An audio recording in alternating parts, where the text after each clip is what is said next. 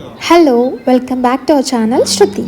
మనము ఆకుకూరలతో different items చేస్తుంటాం. కానీ నాకు ఎన్ని ఆకుకూరలు ఉన్నా కానీ ఈ తోటకూరతో చేసే ఫ్రై అంటే చాలా ఇష్టం అనమాట. ఎందుకంటే ఇది రైస్లోకి, చపాతీలోకి, దేంట్లోకైనా, లేకపోతే ఉత్తిగానే తినడానికి కూడా చాలా బాగుంటుంది. అది మీకు కూడా షేర్ చేస్తే మీరు కూడా ట్రై చేస్తారనేసి ఈ వీడియోలో షేర్ చేస్తున్నా. ఫస్ట్ అయితే మనం ఏ ఆకుకూర తెచ్చుకున్నా కానీ ఒక 2-3 టైమ్స్ సాల్ట్ వేసుకొని మంచిగా వాష్ చేసుకోండి. ఎందుకంటే పెస్టిసైడ్స్ ఎక్కువ ఉంటాయి కాబట్టి ఇలా వాష్ చేసుకోవడం వల్ల మనకు అంత పెస్టిసైడ్స్ పోయి క్లీన్ అవుతుంది. సో అలా పక్కన పెట్టేసండి కొద్దిసేపు.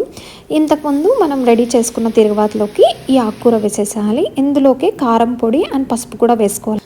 ఇలా బాగా కలిపేసిన తర్వాత ఇందులోకి నేనైతే ఏం వాటర్ అనేది ఏం వేయను అనమాట. ఎందుకంటే ఆల్రెడీ ఆకుకూరలో మనకు వాటర్ కంటెంట్ ఉంటుంది. వాష్ చేయడం వల్ల కూడా కొంచెం వాటర్ అనేది ఉంటుంది కాబట్టి. సో జస్ట్ మంచిగా కలిపిన తర్వాత ప్లేట్ పెట్టేస్తాను. కింద మాడిపోకుండా ఉండాలి, ఎందుకంటే మనం స్టిర్ ఫ్రై చేస్తున్నాం వాటర్ వేయకుండా. సో మాడిపోకుండా ఉండాలి అనుకుంటే పైన ప్లేట్ పెట్టేసి ఈవెన్గా ఇలా వాటర్ స్ప్రెడ్ చేయడం వల్ల మనకి కింద మాడిపోకుండా బాగా కుక్ అవుతుంది.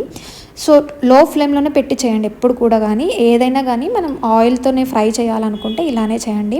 ఇలా చేయడం వల్ల తక్కువ ఆయిల్తోనే మనకు మంచిగా ఫ్రై అనేది రెడీ అవుతుంది. ఈ ఆకుకూరలతో చేసే కర్రీ అయిన ఫ్రైస్ యూజెస్ ఏంటంటే బేసిక్లీ ఇది లో క్యాలరీ ఉంటుంది, హై ఫైబర్ ఉంటుంది అనమాట. అండ్ బేసిక్లీ ఈ తోటకూరలు అయితే మనకు vitamin A, vitamin C, vitamin K కూడా బాగా లభిస్తుంది.